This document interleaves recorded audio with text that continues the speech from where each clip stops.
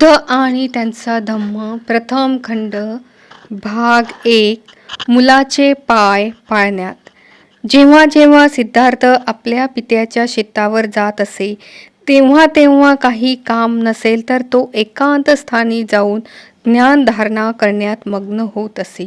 सिद्धार्थाला मानसिक गुण विकासाच्या शिक्षणाची सर्व साधने उपलब्ध करून देताना क्षत्रियाला साजेशा अशा सैनिक शिक्षणाकडे कोणतेही दुर्लक्ष करण्यात आले नव्हते.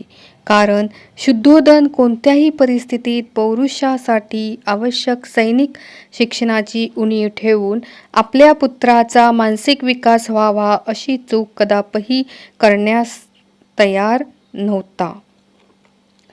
सिद्धार्थ स्वभावतःच कारुणिक होता. माणसाने माणसाचे शोषण करणे त्याला कधीच मानवले नाही. एकदा तो सवंगड्यासह सोबत आपल्या पित्याच्या शेतावर गेला. तेथे त्याला तोकड्या वस्त्रनिशी रखरखत्या उन्हात शेत नांगरणारे, बांध बंदिस्त करणारे, वृक्ष तोडणारे श्रमिक दिसले. हे दृश्य पाहून त्याचे हृदय भरून आले.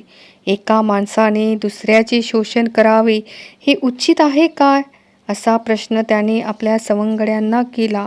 श्रमिकांनी श्रम करावे आणि स्वामींनी त्यांच्या श्रमाची फळे भोगावीत हा न्याय कसा होऊ शकतो? काय बोलावे हे त्याच्या मित्राला समजलेच नाही, कारण त्यांचा जीवनाच्या परंपरागत तत्वज्ञानावर विश्वास होता. हे तत्वज्ञान म्हणजे श्रमिक सेवेसाठीच जन्माला आला आहे आणि स्वामीची सेवा चाकरी करणे ही त्याची नियती आहे. शाक्य व प्रमंगल नावाचा उत्सव साजरा करीत असत. प्रेरणीच्या प्रसंगी साजरा केला जाणारा हा एक ग्रामीण उत्सव होता. या दिवशी प्रत्येक शाक्याने स्वतःचे शेत स्वतः नांगरावे ही प्रथा होती. या प्रथेचे पालन सर्वांना अनिवार्य होते. सिद्धार्थाने या प्रथेचे सतत पालन केले. तो स्वहस्ते आपली शेतजमीन नांगरत असे. जरी सिद्धार्थ बुद्धिमान होता तरी त्याला शरीर श्रमाची घृणा नव्हती. तो क्षत्रिय कुलोत्पन्न होता. त्याला धनुर्विद्या अवगत होती. अन्य शस्त्रविद्येत तो प्रवीण होता. तरीही त्याला अकारण प्राणीमात्रांना ठार करणे आवडत नसे. तो मृगया दलासोबत मृगयेस म्हणजे शिकारीस जाण्यास नकार देत असे. त्याचे मित्र त्याला म्हणत असत, तुला वाघांची भीती वाटते? व्यंग दाखवीत तो म्हणत असे, मला माहीत आहे तुम्ही वाघांची मृगया करणार नाही. तुम्ही निरुपद्रवी अशा मृगांची, सशांची मृगया करणार आहात. त्याचे मित्र म्हणत, हवं तर तू मृगयेत सहभागी होऊ नकोस, पण तुझे मित्र कसा अचूक लक्षवेध करतात निदान ते तरी पाहायला तू ये. अशी निमंत्रणेही सिद्धार्थ नाकारीत असे. तो म्हणे, मला गरीब निरुपद्रवी प्राण्यांची हत्या होताना पाहणे आवडत नाही. सिद्धार्थाच्या या आणि अशा प्रवृत्तीविषयी प्रजापती गौतमीला खूप चिंता वाटत होती. ती त्याच्याशी युक्तिवाद करीत असे. ती म्हणे, तू हे विसरतोस की तू क्षत्रिय आहेस. युद्ध करणे हे तुझे कर्तव्य आहे आणि युद्धकला मृगयेनेच अवगत होऊ शकते. मृगयेने अचूक लक्षवेध साध्य करता येतो. लढवया वर्गांसाठी मृगया म्हणजे प्रशिक्षण शाळाच होय. सिद्धार्थ बरेचदा गौतमीला विचारत असे, परंतु माते, क्षत्रियाने युद्ध का करावे? आणि गौतमी उत्तरीत असे, कारण ते त्याचे कर्तव्य आहे. तिच्या या उत्तराने सिद्धार्थाचे कधीही समाधान होत नसे. तो गौतमीला विचारित असे, मला हे सांगा की माणसाने माणसाला ठार मारणे हे माणसाचे कर्तव्य कसे होऊ शकते? गौतमी प्रतिवाद करायची, ही अशी प्रवृत्ती संन्याशाला सोपते, परंतु क्षत्रियाने लढलेच पाहिजे. जर ते लढले नाही तर राज्याचे रक्षण कोण करणार? परंतु माते, जर सर्व क्षत्रिय परस्परांवर प्रेम करू लागले, एक दुसऱ्यांसोबत प्रेमाने राहू लागले, तर हत्या न करताही त्यांना आपापल्या राज्याचे रक्षण करता येणार नाही काय? सिद्धार्थ विचारित असे. गौतमी निरुत्तर होऊन त्याला त्याच्या मनस्थितीत सोडून जात असे. ज्ञानधारणेत सहभागी होण्यासाठी तो आपल्या विशिष्ट मित्रांना प्रेरित करीत असे. तो त्यांना ज्ञानासाठी योग्य प्रकारे आसन मांडण्यास शिकवित असे. विशिष्ट विषयावर चित्त केंद्रित करण्याचे धडे तो त्यांना देत असे. तो त्यांना निवडक विचारांवर लक्ष केंद्रित करण्याचा उपदेश देत असे.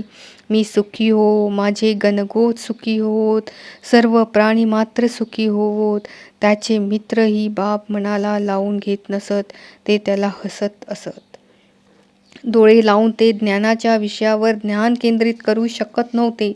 त्याऐवजी त्यांच्या मनचक्षूंपुढे मृगांची मृगया दिसत असे किंवा पंचपक्वानांची ताटे दिसत असे.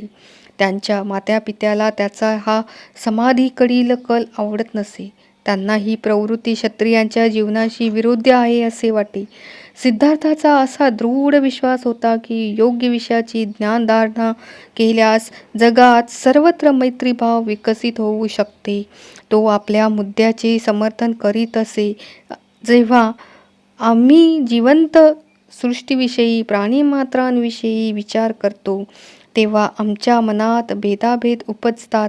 आम्ही शत्रूंपासून मित्रांना वेगळे करतो. आम्ही पाळीव प्राण्यांपासून मानव प्राण्याला वेगळे करतो.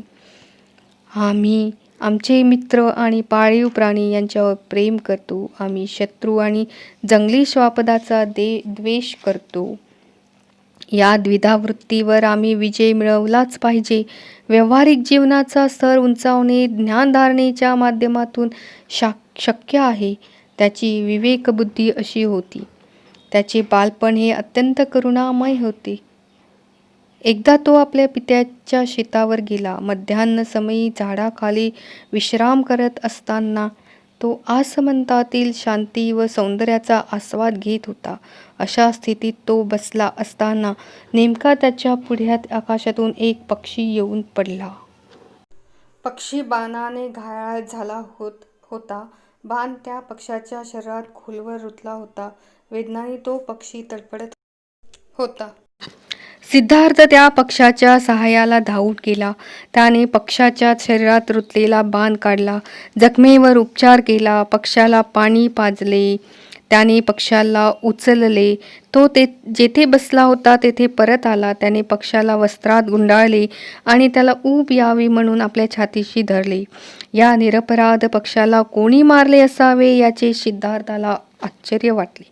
तेवढ्यातच त्याचा आतेभाऊ मृगयेच्या वेशात अस्त्रशस्त्रासहित त्याच्या पुढे उपस्थित झाला.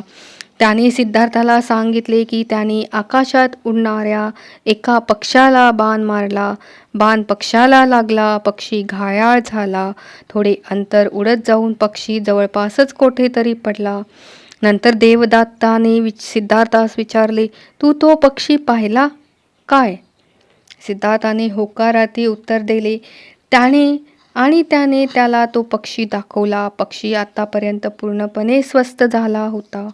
देवदत्ताने तो पक्षी त्याच्या स्वाधीन करावा अशी मागणी केली. सिद्धार्थाने सपशेल नकार दिला. दोघात निकराचा विवाद सुरू झाला. देवदत्ताने वाद मांडला की तो पक्षाचा स्वामी आहे, कारण मृगयेच्या नियमानुसार जो मृगया करतो तोच त्या प्राण्याचा स्वामी असतो. सिद्धार्थाने मृगयेच्या या नियमाच्या वैधतेलाच आव्हान दिले. त्याचा प्रतिवाद असा होता की जो रक्षण करतो त्याला स्वामित्वाचा अधिकार असतो.